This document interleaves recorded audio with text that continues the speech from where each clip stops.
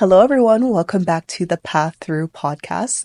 Today, I am here with the lovely Rana, Rana banana. also known as the founder, CEO, president of her own company. She's actually wearing her set right now called BU. BYOU is an activewear and yoga brand designed to make women feel comfortable and confident and be themselves. Beautiful. You look Mm-hmm. snatched in it. You look good. Well, You look snatched good. up. That's amazing. So that's awesome. So like what were you doing prior to you deciding to going ahead and starting your own business? Like what made you want to do that? Basically, the years prior to launching BYOU, I was just trying to find myself and didn't really know what to do with my life. But I did know that I wanted to start my own business because I didn't like the idea of working a 9 to 5 job Mm-hmm. and working for someone, Mm-hmm. not pursuing my passion and what I love to do. Mm-hmm. So I knew I wanted to start my own business. I just didn't know when and I didn't know what it was going to be. But I knew that if I do that, it would have to have a deeper meaning Mm-hmm. and kind of represent what I stand for. Right. But you're not like originally from here. You're from Germany, I right? was So born like and raised in how like what's that story? What were you doing when you lived in Germany? So, born and raised in Germany, I was never really comfortable living in Germany. Mm-hmm. I always kind of felt out of place. Mm-hmm. I never really felt like I was home, Mm-hmm. which is kind of ironic because that was my home. I was born and raised there. I was there with my family, but I always felt like I belonged somewhere else. Mm-hmm. And I was a very, very wild young girl. Used to be in the club. Yeah, the clip. Right. Literally, like I was just not following the rules. I Mm-hmm. was out of place, literally, like Mm-hmm. the black sheep, right? Mm-hmm. Mm-hmm. My brother used to call me that. Mm-hmm. Um, and so I was just doing whatever I wanted.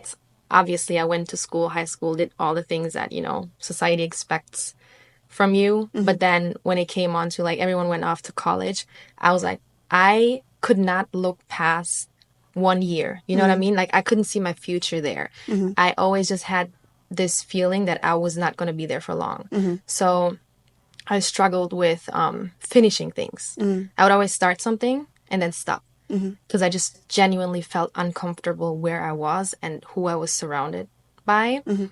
So knowing that, it's like I already had this intention that I want to leave eventually. Mm-hmm. And so it kind of felt like life was just making me so uncomfortable that at one point I was just forced to leave. Mm-hmm. And I was only 19 at that time.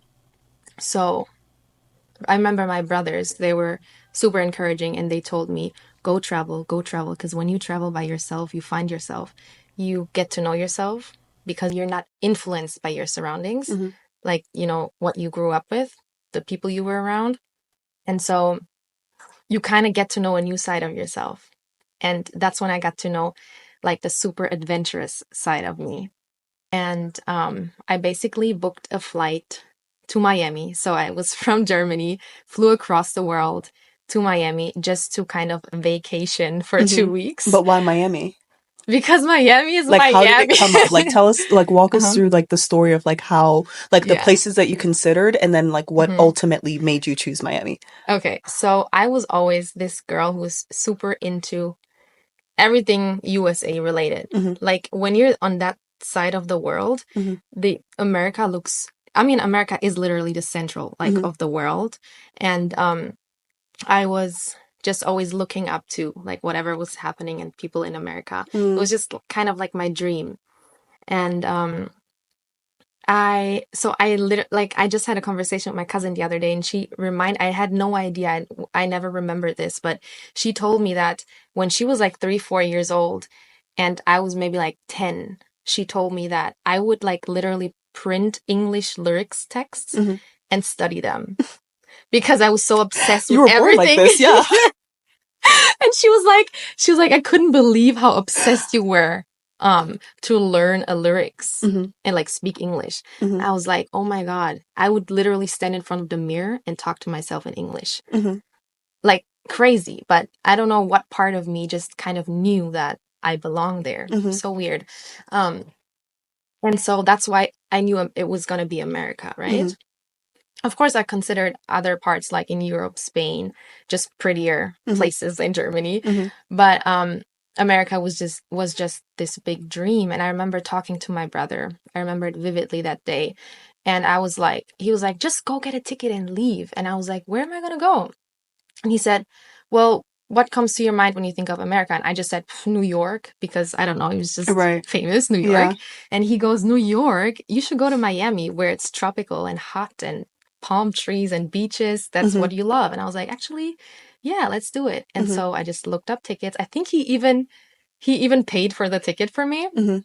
And I booked some hostels, like the cheapest of the cheapest. Mm-hmm. Mm-hmm. Hostels are lit, y'all. Yeah, it was so fun. Like I Mm-hmm. was just in a women's room and everyone was on the same mission. Everyone was kind of Mm-hmm. just like traveling by themselves, trying to find themselves, Mm-hmm. trying to figure out what they want to do with their lives. And so I was never attached to anyone or my surroundings because everyone was just moving, Mm-hmm. going with the flow. Mm-hmm. So one day you're with these people at this place, the next one you're with completely different people at a Mm-hmm. different place again. Mm-hmm. And so it kind of pushes you to get to know like other people Right. and just explore. Right. And so yeah, that's what I did. And then the longer I stayed in Miami, I also traveled to like LA and I think New York. But everything always drew me back to To Miami. Miami, Yeah. right? For some reason, yeah. So what was it about? You said that you kind of felt like a fish out of water in Germany. Was it Mhm. culture based? Like, do you feel like the way that you were was more like aligned with how Americans are, or Mhm. was it more like you just didn't feel like you belonged there? Like, what was it about it that made you Mhm. feel kind of out of place living there? Definitely culture based. I was always a very free minded person, Mm-hmm. open minded, Mm-hmm. very adventurous. And from what people like, their mentality there is a bit more closed minded. And I don't want to speak negative about German people, Mm-hmm. but I mean, that's just what we hear though. Y'all are strict, huh? A bit strict. Right. And okay, so here's the thing. When I came to America, the first thing that blew my mind was how everyone was so encouraging. Like I could tell them I want to do this, I want to do that, and they'd be like, "Go for it. That's an amazing idea, and yeah, you deserve it, and I'm sure you can make it." If you tell German people that, again, sorry, but like You gotta say it like it those is. people who I knew, people who I was surrounded by, not my family, but like Right, the right. society there. Yeah. It was always like, oh, how are you going to do that? How are you going to pay your Mm-hmm. bills? And Mm-hmm. why don't you go to college and do something that makes sense, you know? Mm-hmm. But that was just not what my soul wanted. Right. It knew that there was more out there. It knew that, you Exactly. know? I felt trapped. I Right. felt trapped. I Right. literally felt like I was in like a dark box. Mm. There was no color. Mm-hmm. Mm-hmm. It was just Black so and white. monotone. Yes. Right. Black and white. Right. Yeah. Okay. So talk to us about that. Like the minute that you decided to go, was there like fear? Did you feel anxious? Did you feel like, you know, you're gonna like what were some of like the things that were going through your mind when you like I'm doing this, like you bought your ticket and you're going? So first, I obviously was asking all of my friends, like, "Hey, do you want to come travel with me? Because I don't want to do this alone." Right. But literally, everyone was like kind of on their path, and I was the only one who was always off Mm-hmm. path. I'm like trying to recruit people. Right. Come with me. Right. Let's go. Let's do something wild. And no, obviously, no one wanted to come with me. Like either they didn't have the money, or they didn't have the time, or their parents didn't allow Mm-hmm. that. I think I was extremely excited, but it was also very like surreal. Mm. I remember it didn't hit me until I was on the plane, Mm-hmm. and I was looking around, and it was like those much larger planes than the regular planes, Mm-hmm. like when you're flying so far. Mm-hmm. And I remember looking around, and it was such a big plane, and I was all by myself, and that's when it hit me. I texted my friend, I'm like, "What the fuck am I doing?" I'm like, I'm freaking 18 years old, and I'm flying to the US. And then the second hit came when I was when I came out of the airport, and I feel the humidity, and I see all those ghetto ass people. And I see all those like taxis and Ubers, and people are smoking. I'm like, that's when I started getting a little bit anxious. I was like, oh my God, I'm in Miami and I'm alone. I was like, I could get kidnapped. I could get lost. No one would ever find me again. Mm-hmm. That's so funny. Okay, so you landed, you walked outside, the humidity hit, and you're like, okay, this is real. What next? What'd you do next? So there was There was a shuttle that picked me up From the hostel. from the hostel. Yeah, so for younger people who book hostels, they have like the The shuttle shuttles. service. Same thing when I went They to usually pick you up with like a Mexico. sign. Rana, welcome to Miami. Right. And so I'm going into a shuttle. There's a strange man in there who's going to take me to a place, a hostel. I'm by myself, but I just felt this excitement. I was like, wow. It felt like I woke up in a dream. Does that make sense? No, yeah, it's something that Yeah. you've dreamed of for a long time. Yeah. Yeah. Like I remember seeing like all this blue, like the buildings, and this guy was telling me about Miami Vice and shit that I didn't even care about, but I was just like, wow. Happy to like be here. Yeah. I was just so blown away by the beauty. Like how can a, like, again, just compared to where I was before, Right. not only the energy, but also what I saw around me. It went from like black and white to color. Literally. Yeah. And then I remember it was late. It was already dark when I got to the hostel. And I really wanted to see the beach. And because for those who don't know, there's no beach there where I was in Germany. And I remember these girls, like everyone was super friendly, so sweet. They were all from like Different South places. America and like different places. Everyone was kind of by themselves, so we all would support each other, which was really, really nice. And so they're like, come, let me show you the beach. And we went to the beach. It was completely dark, but I still remember like the breeze. Was that your first time going to the beach? No, it was not the first time because, like my nationality is Turkish, so I would fly to Turkey, but not as often. Like imagine seeing the beach once a year. That's not good for your mental health. Like if I'm lucky, once a year.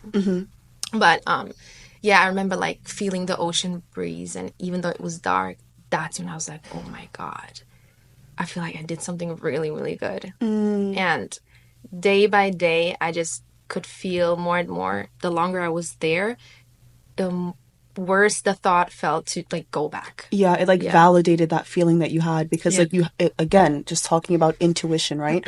That voice inside of you, it was crying inside of you, telling you that, hey, like there's something better out there. This is not where you belong. And there's all these outside factors of people telling you like, no, you don't do that. You do this. You stick on this kind of straight path and you deviated from that path, right? And that's always very terrifying and very scary, but you stuck the route and then it was confirmed that you made the right decision. Right? Exactly. Yeah. So, wow. Okay. So you're at the hospital. You went to the beach. What next? I was just like all over the place every day, meeting different people, and eventually meeting. Cool. Eventually meeting my now husband, who was one of the most supportive people I met there. Yeah. Because whoever, like those who live in Miami know that Miami can be very superficial and you run into a lot of people who promise you the world, but they don't follow through.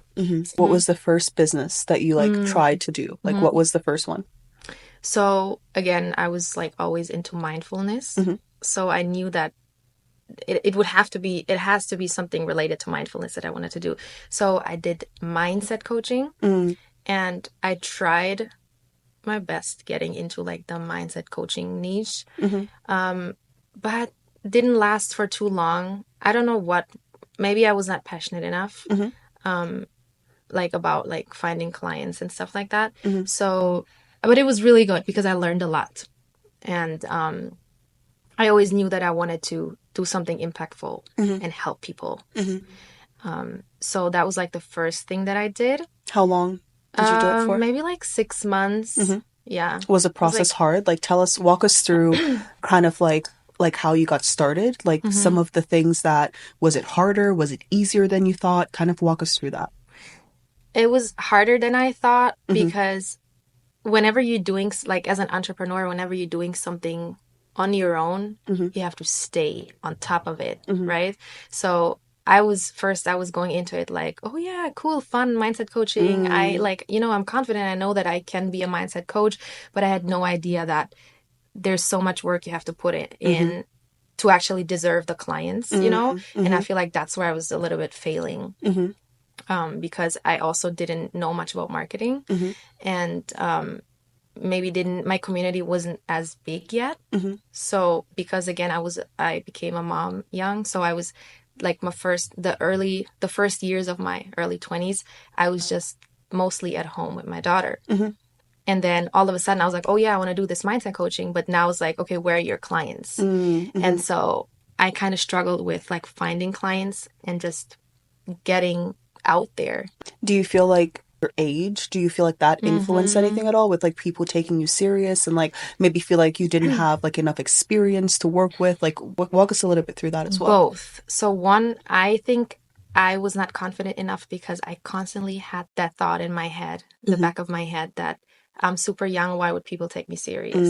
Right? I haven't really experienced life yet.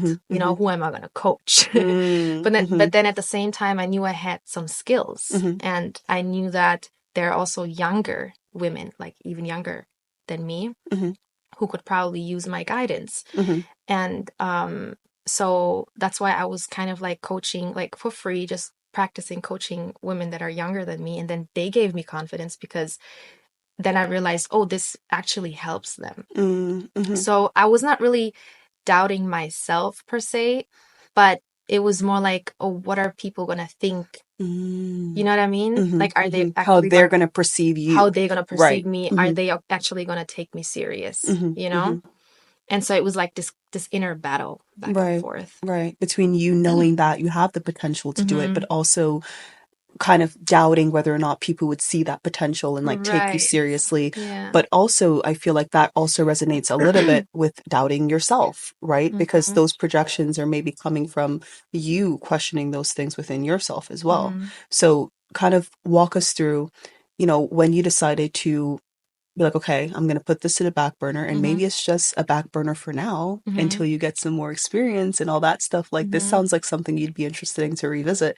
What was like the next business venture after that? So when you ended this one, what did you do next? I went into painting. I'm like all over the place. No, it's okay. Yeah. And I'm a very creative person. So I need to express myself somehow, whether that's like through my voice or through art. And so, yeah, I was doing the mindset, and then I believe it was after that. I don't remember which one came first or after, but I was really getting into art. And I've always been creative, and I did a lot of art when I was a kid. But you know, you have like, when you're a kid, you don't overthink things.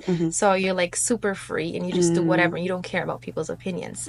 So that alone allows you to create much more beautifully than when your mind is involved. Right. So I kind of tried to get back into that energy, and there was a lot of doubt involved in that too. Like I remember when I first started my art business, I started like selling some paintings.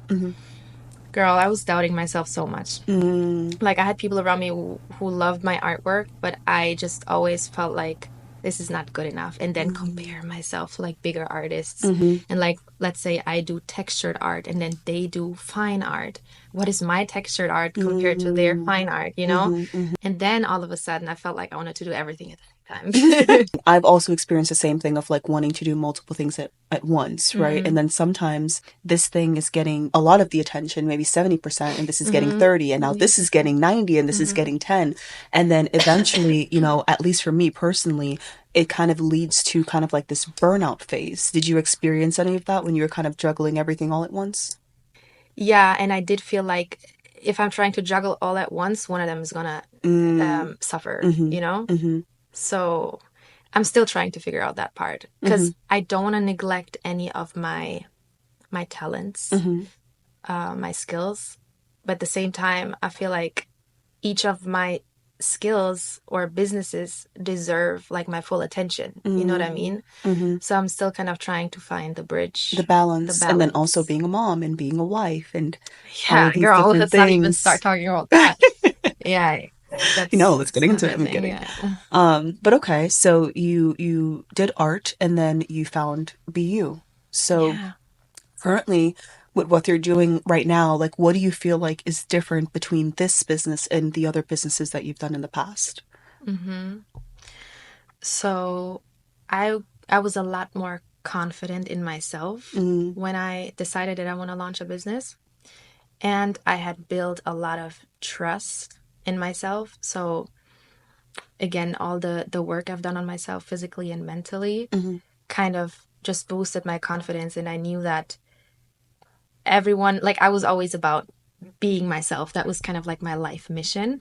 And I knew that everyone has something to give to the world. And everyone is like doing something that they do differently from how other people are doing it.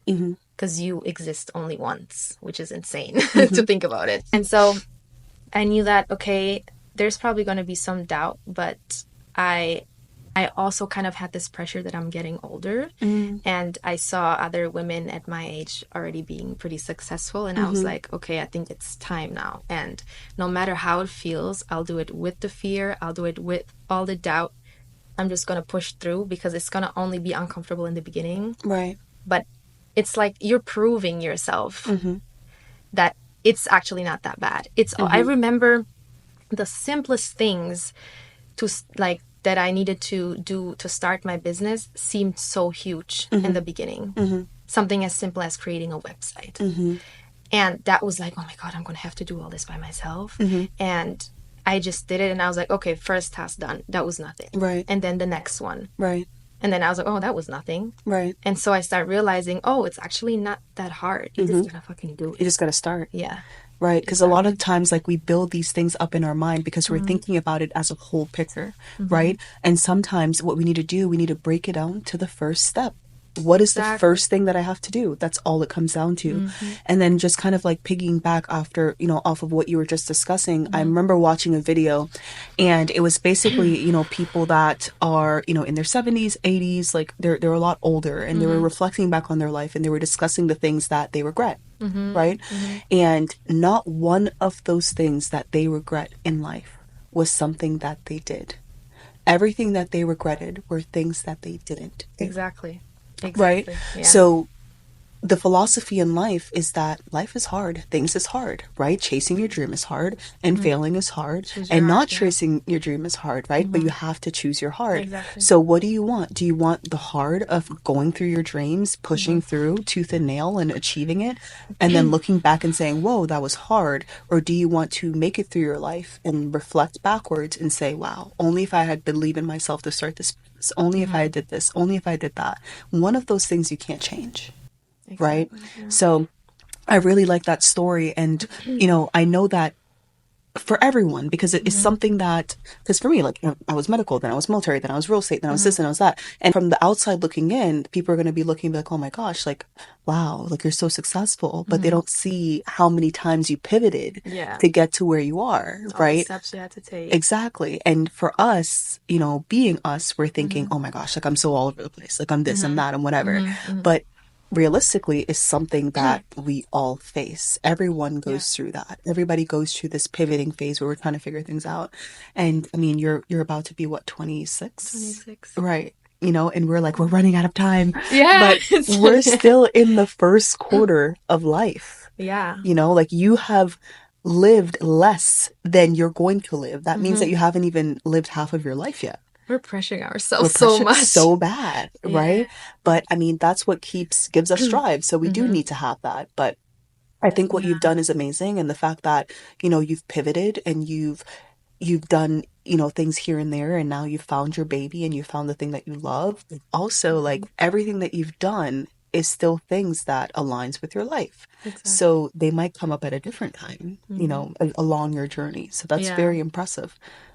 Very nice. Yeah. So are you super excited about this business? Like, where are you at right now? So I launched last year, November. It's only been like 6 months, right? 6-7 months. I'm still figuring things out. I'm doing this like mostly by myself. So it's slow, but I honestly appreciate and love every phase of it. I think right now I'm like at the very early stages of my business, but I'm loving it so far. Yes. And yeah. That's amazing. And what you said is basically practicing gratitude, because why would God bless you with more if you don't appreciate the things that he's given you?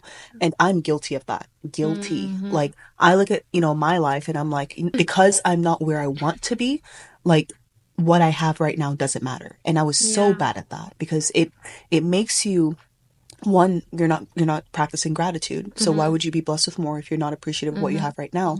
But two, it keeps you in this cycle of unhappiness because you're constantly looking forward and Dissatisfaction. looking, Yeah. where you want to be, that you Yeah. forget to pause and take reflection back and also live in the moment. Because you're never going to be at this stage in your business ever again. In the next 10 years, BU is going to be in all the stores. It's going to be the biggest, wellness and yoga brand in the world, and you're going to reflect and it's like, wow, like this is going to be something that's so natural to you now. It's going to be something that's so normal. But being in this stage where it's brand new, it's fresh, you're building your baby, Yeah. it's a very valuable phase. And a lot of people, they miss out on the experience. And you think about it like your kid when they're a baby, right?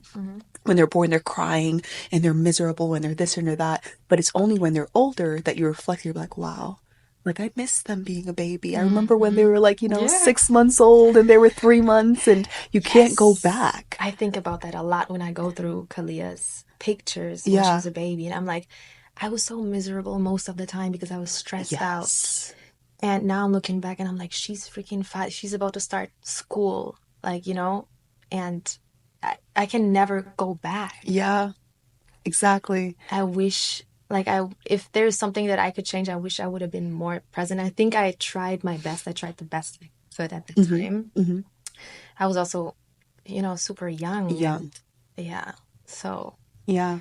but if I had another kid now, I'd, really try to do better at just being more present and appreciating the moments. They pass so fast. They do. Yeah. And it's something that a lot of us struggle with. And remember now, the life that you're living right now is once the life that you prayed for, right? It's once what you asked God for. With you being in Germany and you feeling like your life was black and white and you being miserable and feeling out of place, and now you're here, you're living your dream.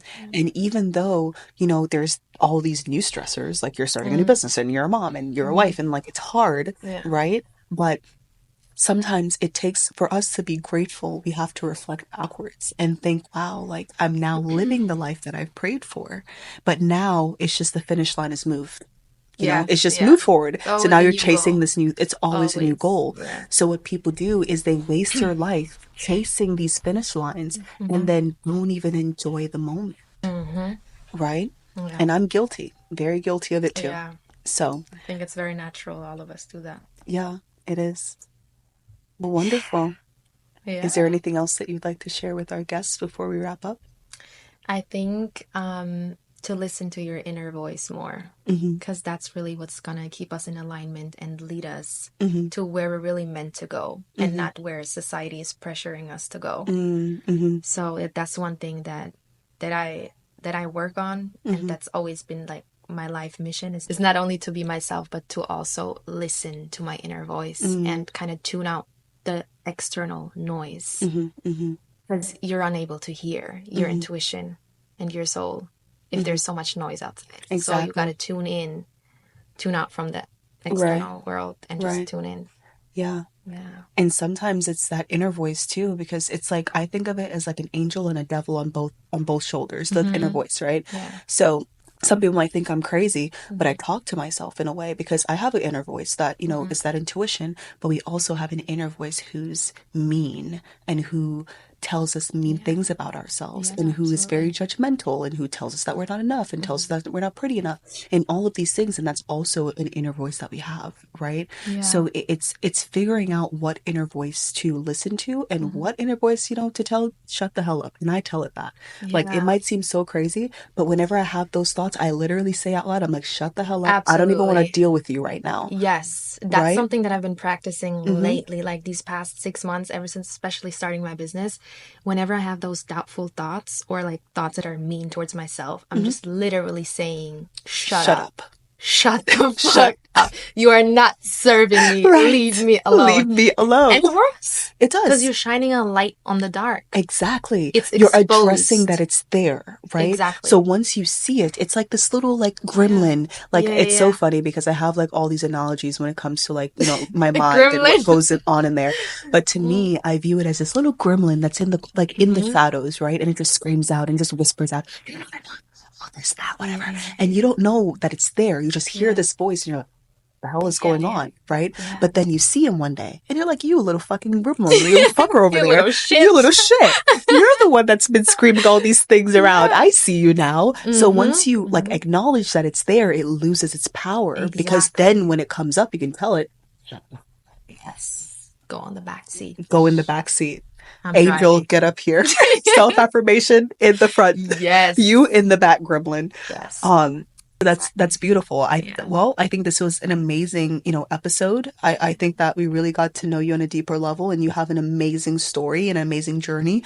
And I'm sure that there's people out there that's going to resonate with your story and just be so inspired by you. And just know that, even if you're transitioning through things in your life, like you can do it. You'll find your purpose. You just have to keep going, right? And you just have to be you. What did Volume say again? Be you. Right, true. Right? And always remember, be you, right, true. Again, this is The Path Through with Tanoy Thames, and I hope that you guys join us back for another episode. I am here with the wonderful Rana. You guys go ahead and check out her brand, even though there's no one listening right now, but hopefully there will be. Whenever you guys do come, her brand is BU, and you guys are BU_collection on Instagram. And that has all the information about her website and how you guys can shop. Beautiful brand, beautiful message. You guys definitely go ahead and support. Until next time. Thank you. Bye.